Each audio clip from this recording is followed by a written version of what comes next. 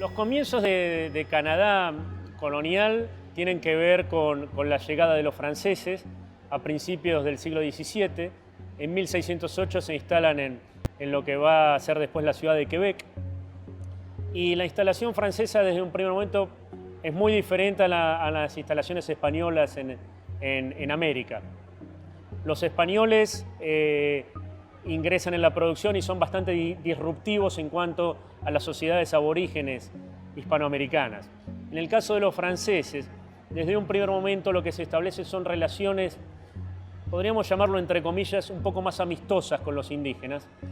Y algunos autores califican que los franceses dentro del continente obran más como si fueran una tribu nueva en su relación con los indígenas. Esto no tiene que ver porque los franceses sean más buenos o más malos que el resto de los colonizadores, sino por cuestiones económicas. Y esas cuestiones económicas estaban basadas en dos elementos: la pesca, sobre todo en la zona de Terranova, y el comercio de pieles.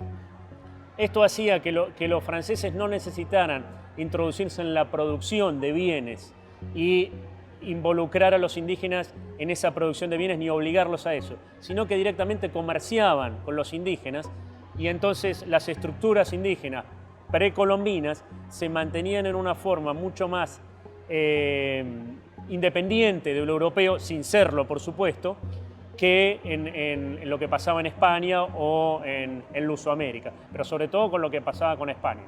Entonces, desde el inicio se hacen transacciones comerciales, se comercia, por ejemplo, pieles, y sobre todo pieles de castor, donde los franceses van estableciendo estas relaciones con diferentes tribus indígenas.